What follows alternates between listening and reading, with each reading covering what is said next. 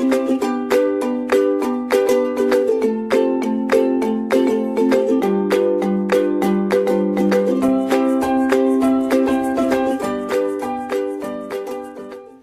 everyone, myself Vinay Mishra, working as a faculty in the Department of Mechanical Engineering of Ambalika Institute of Management and Technology, affiliated with AKTU. Today we are going to have a discussion basically on the subject, that is thermodynamics, the subject of BTech third semester from AKTU syllabus.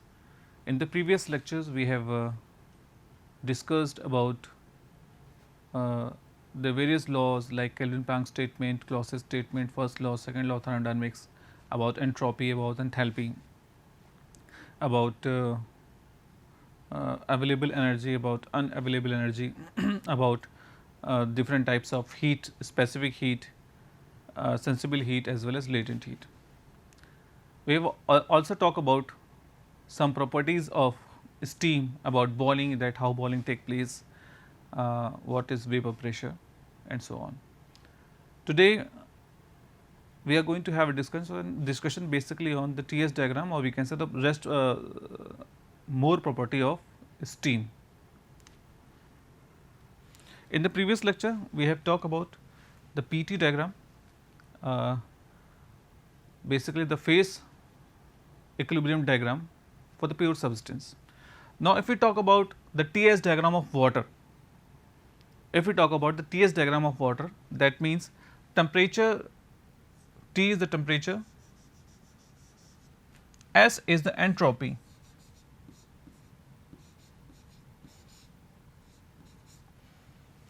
entropy we have already discussed in the detail in our previous lecture.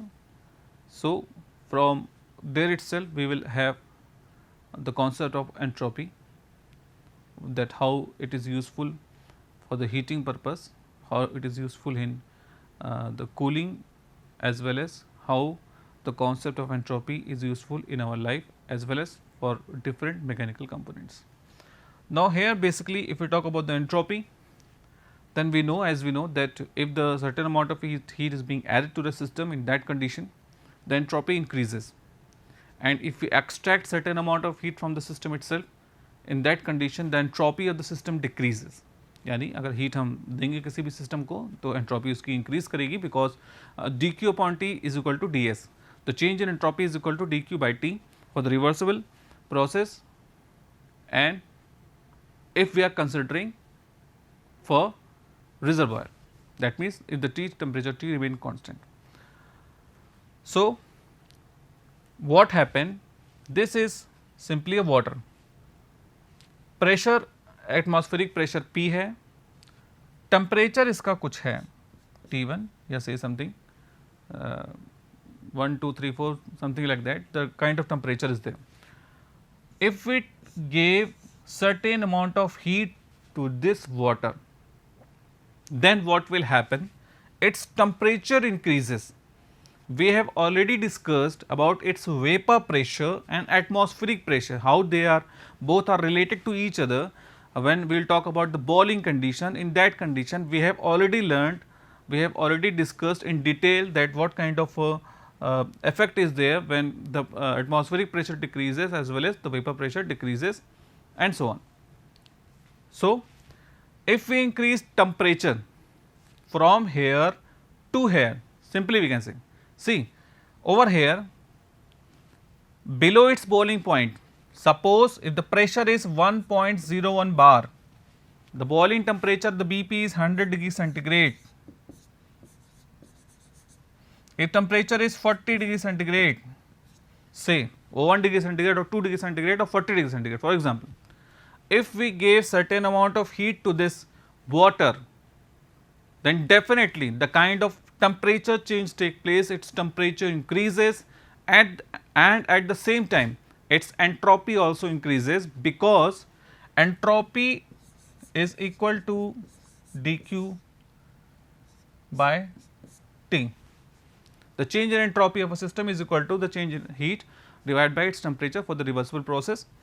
And so, we can say If we increase the temperature, if we give certain amount of heat to the water itself, in that condition the temperature increases from here to here, temperature increases. Okay. Entropy also increases, that means the certain amount of heat is adding to the system. Heat add कर रहे हैं, entropy increase कर रही है, temperature increase कर रहा है. कब तक increase करेगा?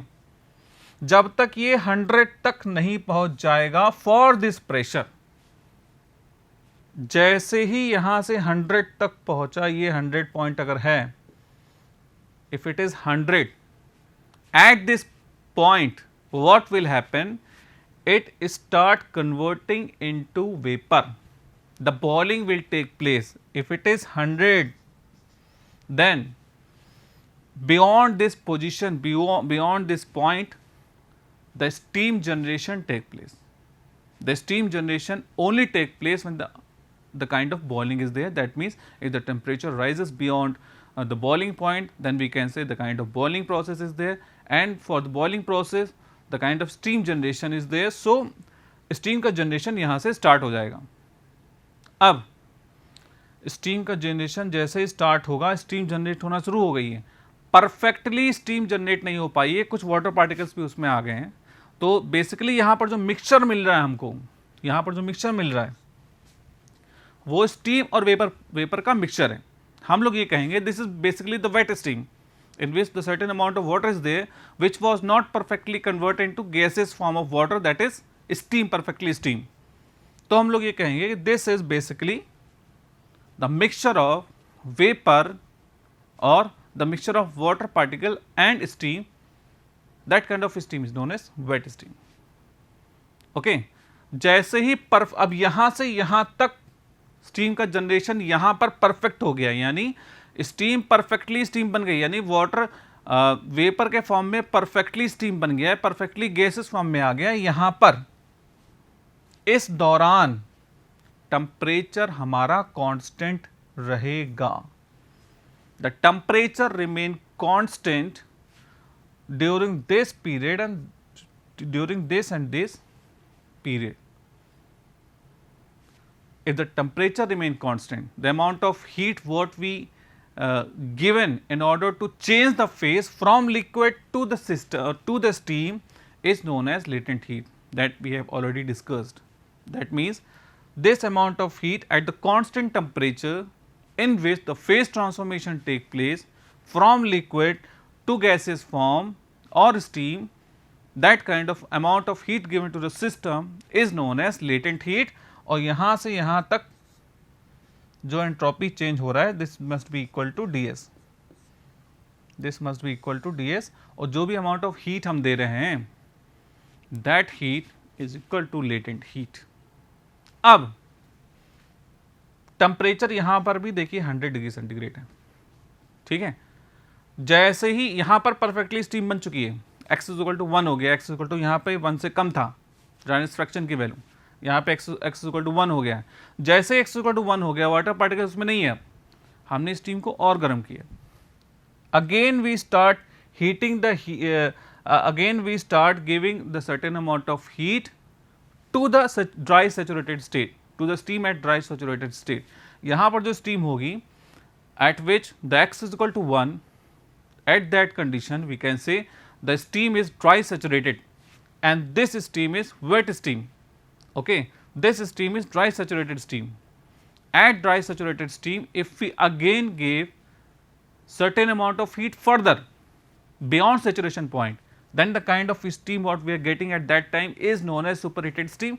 The steam that means in this condition the steam what we are getting over here, that is known as superheated steam, because it was heated beyond certain point, that is it is heated beyond saturation temperature, that is 100 degree centigrade. Now उस condition में इसका temperature rise करेगा. अब temperature देखिए rise कर रहा है, एक बार स्टीम बन गई है परफेक्ट, अब टेम्परेचर राइज करेगा. जब तक स्टीम पूरी कन्वर्ट नहीं हुई थी, तो स्टीम को पूरी कन्वर्ट होने के लिए हमको कुछ हीट देनी थी, उसको हम कहेंगे दिस इज लेटेंट हीट, और वो लेटेंट हीट कांस्टेंट टेम्परेचर के दौरान ही थी. उस कंडीशन में जो ग्राफ बना था हमारा स्ट्रेट लाइन बना था, और ये कुछ इस तरीके से बना था. अब फिर से इंक्लिनेशन हो जाएगा. ठीक है. इस तरीके से हम लोगों ने देखा कि कैसे टेम्परेचर एंट्रोपी ग्राफ हम लोग बनाते हैं वाटर के लिए। अब if we increase pressure, suppose if we increase pressure, अगर हम प्रेशर को बढ़ा दें तो क्या होगा, वेपर प्रेशर को अगर हम बढ़ा दें तो होगा क्या, तो होगा ये कि हमारा बॉइलिंग पॉइंट बढ़ जाएगा। अब जो हमें 100 पे बॉइलिंग जो हो रही थी, स्टीम जनरेट जो 100 पे हो रहा था, अब वो 100 पे नहीं होगा, ज़्यादा पे होगा। फॉर एग्जाम्पल अब क्या होगा, ग्राफ कैसे बनेगा, यहां से यहां तक टेम्परेचर आया, अब जो सैचुरेशन टेम्परेचर 100 नहीं होगा, प्रेशर हमने बढ़ा दिया 1.01 बार से, तो अब बॉइलिंग पॉइंट हो गया है, मान लीजिए फॉर एग्जाम्पल 120 डिग्री सेंटीग्रेड।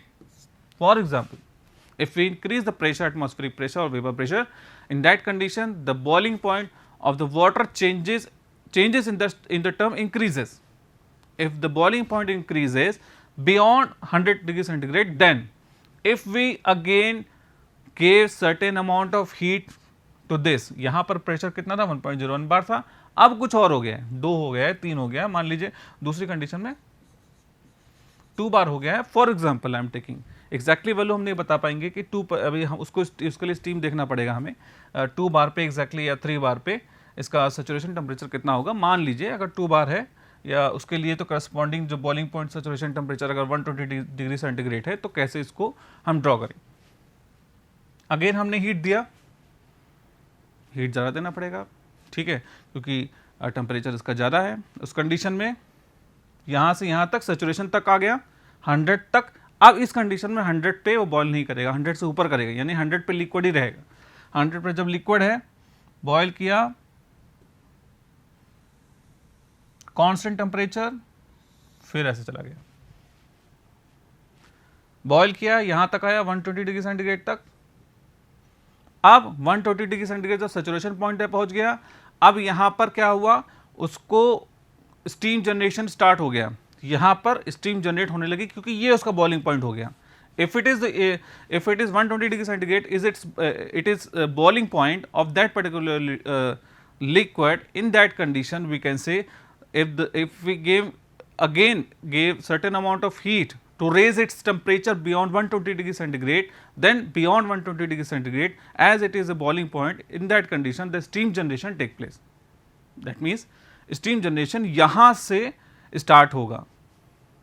जैसे स्टीम जनरेट होने लगेगी, अब स्टीम और लिक्विड प्लस वेपर का मिक्सचर यहाँ पर मिलने लगेगा हमको। यहाँ पर लिक्विड था, अब जैसे जैसे स्टीम बनने लगी तो लिक्विड और वेपर का मिक्सचर हमको मिलने लगेगा। कहाँ तक मिलेगा, सैचुरेशन तक मिलेगा, x = 1 तक मिलेगा। इस दौरान हम देखेंगे कांस्टेंट टेम्परेचर रहेगा, उस कांस्टेंट टेम्परेचर के दौरान जो अमाउंट ऑफ हीट हम देंगे, the amount of heat given to the system, amount of heat given to the water to change the phase from here to here, to change the phase from liquid to dry saturated state, we can say, or the change of state at constant temperature, that is known as latent heat, that is known as latent heat. Again यहाँ पर dry saturated steam बन गई हमारी, क्या हुआ, again temperature high किया, superheated steam बना दिया, ऐसे कर्व मिल गया, ठीक है। अगेन प्रेशर हमने और बढ़ा दिया, 10 बार कर दिया। फॉर एग्जाम्पल बॉइलिंग पॉइंट अब 170 डिग्री सेंटीग्रेड हो गया। For example I am taking, example हम ले रहे हैं, ठीक है। मान लीजिए बढ़ा और 170 डिग्री सेंटीग्रेड इसका बॉइलिंग पॉइंट हो गया। अब सेम ये कर्व और ऊपर जाएगा, फिर से स्ट्रेट लाइन आएगी, फिर से आ जाएगा, ठीक है। इसका मतलब पहले 120 तक जा रहा था, अब ये 170 तक जाएगा, 170 तक जाएगा, ठीक है। 170 तक जाएगा, लेटेंट हीट को एब्जॉर्ब करेगा, सैचुरेटेड स्टीम बनेगी, सुपरहीटेड स्टीम बनेगी। अगेन और हमने प्रेशर बढ़ा दिया। अगर इस तरीके से अगर हम लोग बढ़ाते चले गए प्रेशर, तो हम लोग देखेंगे कि इस तरीके से एक कर्व आ रहा है,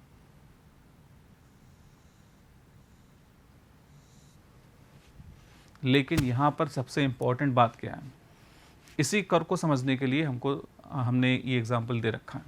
यहाँ पर हम लोग ये देख रहे हैं कि लेटेंट हीट पहले इतना था, the value of latent heat when we are talking about the temperature which is equal to 100 degree centigrade in terms of boiling point, and that condition the latent heat what we used to give to change the phase from liquid to vapor is somewhat equal to this.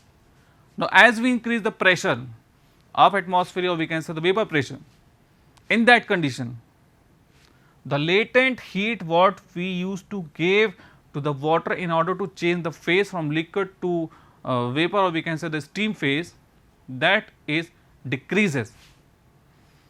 ये line यहाँ से यहाँ छोटी होती चली जा रही, देखिए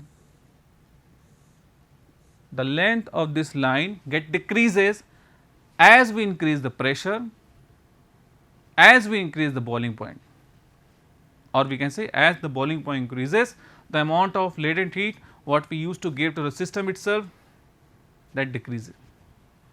अब जो एक हमें कर्व मिल रहा है, यहाँ पे हमें यहाँ पे एक कर्व मिल रहा है, कुछ कर्व ये ऐसा मिलेगा, एक डोम मिलेगा हमको, ये एक डोम मिलेगा। हम लोग देखेंगे यहाँ पर लेटेंट हीट की वैल्यू ज़्यादा है, लेटेंट की वैल्यू कम है पहले से, यहाँ पर और कम है, यहाँ कम है, यहाँ कम है, यहाँ पर ज़ीरो हो जाएगी, यहाँ पर ज़ीरो हो जाएगी, ठीक है। एक डोम मिलेगा। This structure is known as curve which is known as TS diagram for the water itself. यहाँ पर जो भी फेज है वो लिक्विड प्लस वेपर का होगा, यहाँ पर लिक्विड का है और यहाँ पर सिर्फ वेपर है। इस तरीके से हम लोगों ने देखा जो कर्व ऑब्टेन हो रहा है, that kind of curve is known as TS diagram.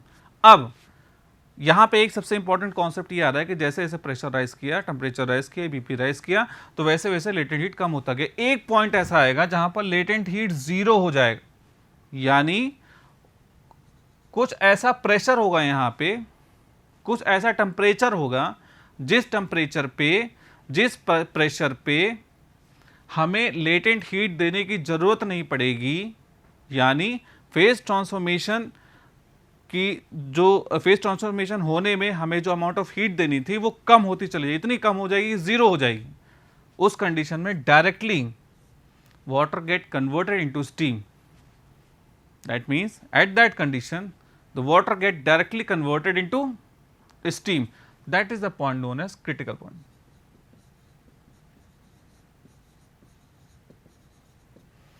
Corresponding pressure critical pressure, corresponding temperature critical temperature. Okay, यहां पर जो पॉइंट मिलेगा हमें, हम ये कहेंगे this is the critical point at which the amount of latent heat is zero, at which the amount of latent heat is zero.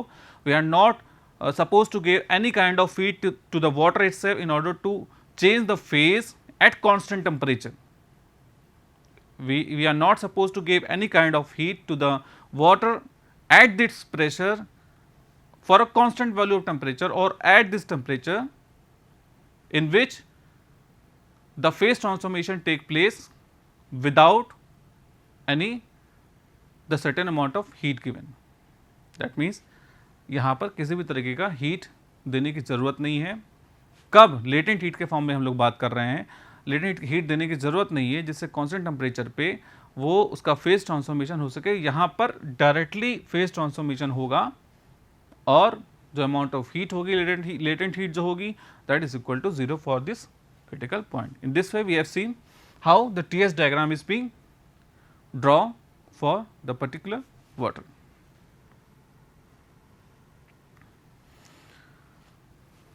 If we talk in terms of enthalpy, अगर हम लोग enthalpy को form में देखें तो हम लोग देखेंगे जैसे ही उसका टेम्परेचर बढ़ा रहे थे, हम लोग 100 डिग्री सेंटीग्रेड का एग्जांपल लेके चल रहे थे, जैसे ही टेम्परेचर उसका बढ़ा रहे थे उसका हीट कंटेंट भी बढ़ रहा था। हीट कंटेंट जाहिर से बात है बढ़ेगा, हीट हम देंगे तो हीट कहीं ना कहीं स्टोर होगा and the amount of heat content is known as enthalpy of the system. So H is basically the amount of heat content. Enthalpy.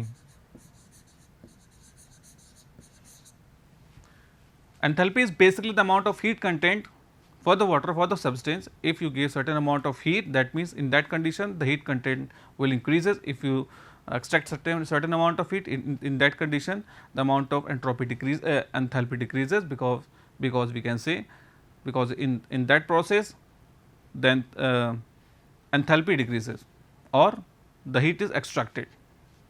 I am repeating, if you give certain amount of heat to the system, in that condition heat content increases, due to which enthalpy increases, and if you extract certain amount of heat from the system itself, in that condition it heat content decreases. In this way is enthalpy decreases.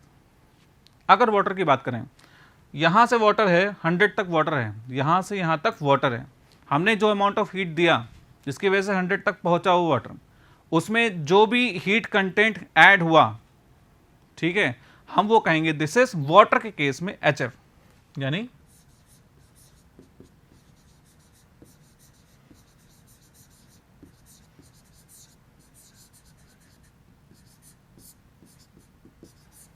Enthalpy of fluid और liquid, generally term liquid हम लोग use करते हैं। HF, that means HF is the amount of enthalpy, we are using the word HF, small hf is amount of enthalpy for the liquid state when we increase temperature or when we decrease temperature। ठीक है, temperature बढ़ा रहे हैं तो HF की value जितनी होगी उसको हम कहेंगे this is enthalpy of liquid, enthalpy of liquid. Again यहां पर जैसे ही सैचुरेटेड लिक्विड आ जाएगा, 100 डिग्री सेंटीग्रेड पर सैचुरेटेड लिक्विड आ जाएगा, हम अमाउंट ऑफ हीट देंगे वाटर को, तो वो स्टार्ट हो जाएगा बॉइलिंग, वहाँ पे बॉइलिंग स्टार्ट हो जाएगी, वहाँ कन्वर्जन स्टार्ट हो जाएगा किसका, वाटर का वेपर के फॉर्म में, वाटर का स्टीम जनरेशन, वाटर का स्टीम के फॉर्म में, और अमाउंट ऑफ लेटेंट हीट वो एब्जॉर्ब करेगा। The kind of latent heat we are going to give in order to change the phase from liquid to steam, that kind of amount of heat is known as L, that is latent heat at constant temperature।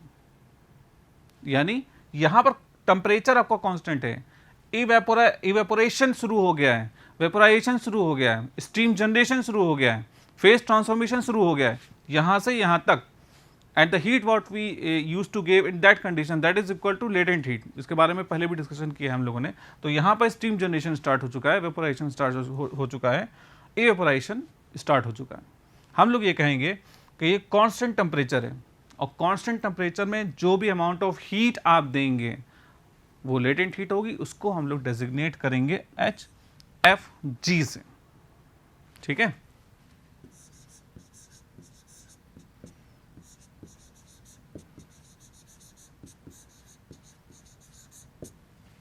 that means HFG is the amount of heat content, HFG is the amount of enthalpy content, heat content we can say, or latent heat at constant temperature during the phase change, at constant temperature during the phase change, यानी phase यहाँ से change हो रहा है liquid के form में, शुरुआत हो गई है, एंड यहाँ पे हुआ फेज का ट्रांसफॉर्मेशन, एंड यहाँ पर हुआ है, तो जितनी अमाउंट ऑफ हीट आपने दी है इस फेज ट्रांसफॉर्मेशन में, उसको हम कहेंगे दिस इज HFG। ओके, इसके बाद जो हीट देंगे वो एक सुपर हीटेड हीट कहलाएगी। ठीक है, super heated enthalpy of super heated steam. ठीक है, उसको जनरली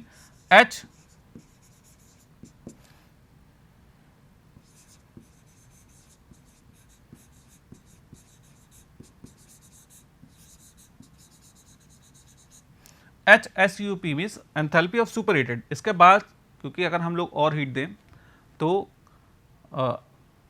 जो स्टीम है आपकी उसका टेम्परेचर राइज होगा ड्राई सैचुरेशन पॉइंट से, ड्राई सैचुरेशन पॉइंट से ऊपर अगर टेम्परेचर होगा तो उसको हम सुपरहीटेड स्टेट में कहेंगे, और जो अमाउंट ऑफ हीट है सुपरहीटेड स्टेट में देंगे उसको हम कहेंगे दिस इज, जो अमाउंट ऑफ हीट कंटेंट होगा सुपरहीटेड स्टेट में for that particular steam, in that condition we can say the kind of heat content is equal to the kind of enthalpy for that particular steam, and that is said to be HSUP। Now if we take from here to here, from here to here, यहाँ से लेकर के यहाँ तक पूरा अगर हम लोग एंथैल्पी अगर देखें तो हम लोग देखेंगे ये dry saturated state, this is dry saturated state. अगर स्टीम टेबल में हम लोग इसको HG भी लिख सकते हैं हम लोग, HG is the value of enthalpy, value of heat content for the dry saturated steam when x is equal to 1, यानी इस कंडीशन पे x की वैल्यू हमारी 1 होगी। अगर x की वैल्यू 1 है तो we can say the condition of steam is dry saturated. In that condition the enthalpy what we are getting over here that must be equal to Hg.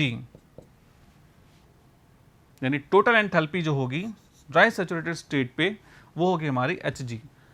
इस state में Hg की value कैसे आई इसको दूसरे form में भी समझ सकते हैं हम लोग. कैसे? H इज इक्वल टू, अगर वेट स्टीम की अगर हम लोग बात करें,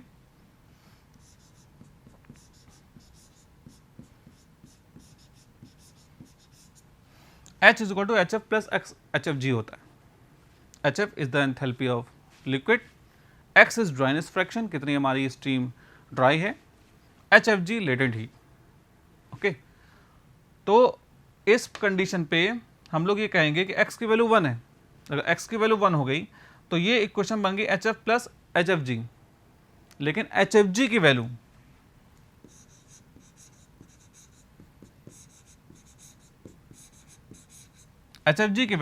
Hg माइनस HF होती है. ठीक है, Hg माइनस HF. इस कंडीशन में अगर हम इसकी वैल्यू यहाँ पे रखेंगे Hg minus x equal to 1 रखेंगे, Hg माइनस HF रखेंगे तो HF कट जाएगा और हमें मिलेगा Hg.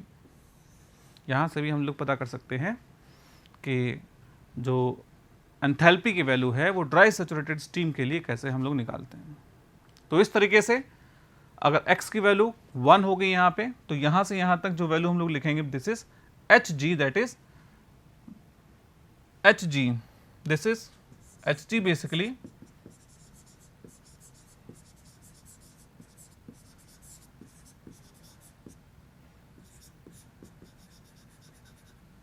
Hg is basically the enthalpy of saturated steam or dry saturated steam. Okay, तो यहाँ पर इसकी वैल्यू को ऐड करेंगे, Hg में HF आएगा, HF कट जाएगा, Hg की वैल्यू यहाँ पर हो जाएगी और स्टीम टेबल से Hg की वैल्यू हम लोग निकाल लेंगे. और इस तरीके से हम लोग डिफरेंट पॉइंट पे एंथैल्पी की वैल्यू हम लोग देखते हैं. और जहाँ पर एक बार फिर से रिपीट कर लेते हैं जल्दी से, यहाँ से यहाँ तक लिक्विड के फेज में जो भी हीट कंटेंट है वाटर का उसको हम लोग HF बोलेंगे. The amount of heat content for a water that is equal to the enthalpy which is known as the enthalpy of liquid and we denoted by HF. यानी HF liquid के ऊपर steam देने पे वो steam बनेगी. Liquid के ऊपर अगर हम हीट देंगे तो स्टीम बनेगी. स्टीम के केस में दो कंडीशन हो सकती है, तो वेट स्टीम या तो ड्राई सैचुरेटेड स्टीम. अगर वेट स्टीम है तो उसकी enthalpy HF plus x HFG होगी, HF प्लस x HFG होगी. H की वैल्यू जहाँ पर x एक ड्राइनेस फ्रैक्शन है और अगर ड्राई सैचुरेटेड स्टीम हो गई तो वहाँ पे x की वैल्यू 1 हो जाएगी. और जो अमाउंट ऑफ एंथैल्पी हम कहेंगे this is equal to Hg because x is equal to 1, HFG is equal to Hg minus HF. HF cut जाएगा, Hg आएगा. यहाँ पे तो basically what we are getting over here is the amount of enthalpy that is Hg for dry saturated steam. उसके ऊपर भी अगर हम लोग हीट अप करें तो हमें जो मिलेगी वो बेसिकली जो एंथैल्पी मिलेगी वो सुपर हीटर एंथैल्पी होगी. और सेम प्रोसेस हम लोग एंट्रोपी के लिए भी कर सकते हैं. एंट्रोपी की वैल्यू भी यहाँ से यहाँ तक जो लिक्विड के फॉर्म में होती है SF हम उसको लिखते हैं, यहाँ से यहाँ तक SFG लिखते हैं उसको. अगर टोटल देखें तो SG लिखते हैं और बाकी अगर सुपर हीटेड फॉर्म में देखा जाए तो उसको S सुपर हीटेड एंट्रोपी लिखते हैं उसको. इस तरीके से हम लोग H की वैल्यू और एंट्रोपी की वैल्यू को समझ सकते हैं. तो आगे की क्लासेस में हम लोग देखेंगे रैंकाइन साइकिल पढ़ेंगे, एनालिसिस देखेंगे और कुछ न्यूमेरिकल देखेंगे. Okay, thank you.